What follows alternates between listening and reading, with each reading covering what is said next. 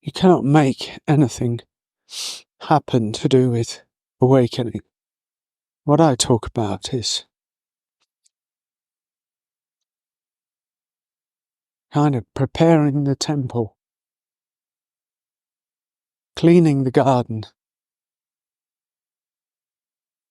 top to bottom, bottom to top. You know, in many ways, attend to the physical vehicle, the emotional vehicle, the energetic vehicle. Detox. Whatever that means, fasting or cleansing or, attending to the digestive system or, because that's going to touch the emotional body as soon as you start upsetting the status quo or the equilibrium of the body with all of its protective mechanisms. It's going to pretty quickly touch on your emotional body, and that's a good thing. Well, a painful thing, starts stirring things up for us, but that's a really good thing, because then you get the opportunity to start looking at some of the emotions that you carry around that you don't really want to face. Some of them are lodged in the body, most of them are just energies that have been neglected through life from childhood, but they want to come home too, to a certain extent. Clearing those up, the physical body, the subtle energy body, and the emotional body, start healing some of the emotions, and that may involve catharsis, and it may involve body work, and it may involve rebirthing, or it may involve constellation work, or it may involve primal therapy, or it may involve anything that gets these really these suppressed emotions out into the bigger energy field, stops them being so locked up and trapped in this denseness that you have to carry around in order to protect yourself from that which hurts. This is a great thing. This is cleaning up the temple, cleaning up the body temple, the energy temple. So you work on the physical body and you start cleaning up the emotional body, and you attend to these rigid beliefs that you carry around, fearful beliefs, locked up beliefs. I am this, I am that, it is this, it is that, the world is this, the world is that. You can't carry those around and have a deeper freedom. You can't do it.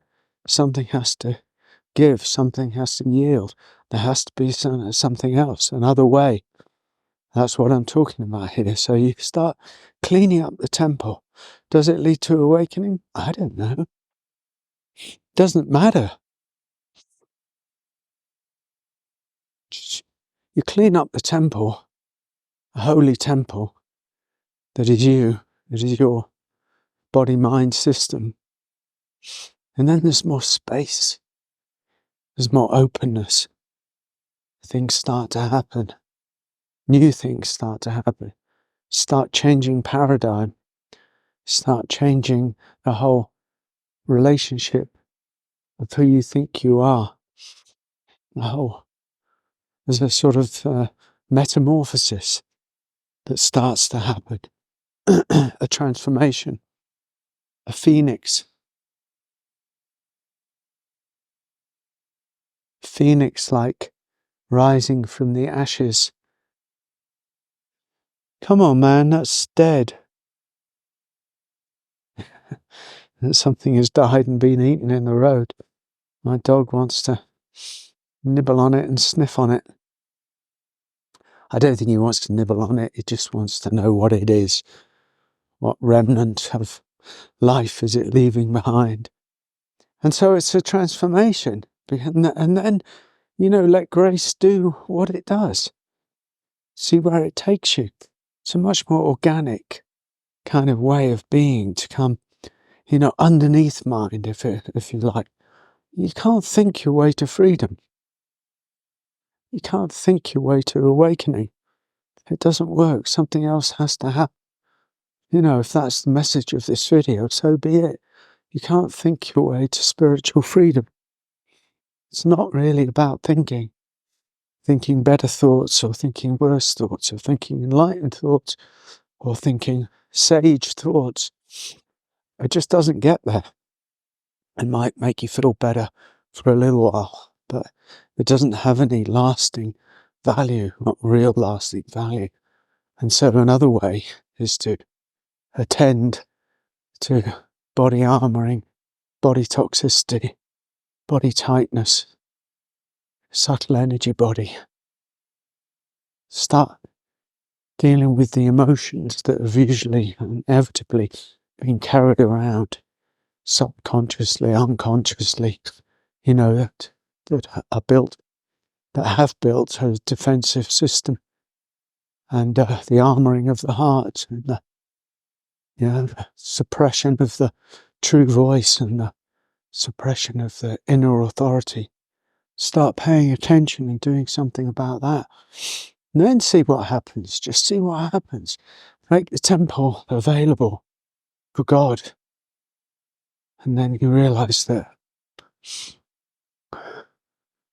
you think God's going to arrive. God's already here. You are already what you seek. But knowing that with the mind and feeling it as a visceral sense, well, they're two different things. They're very different things. And I'm going for the latter. Bless you.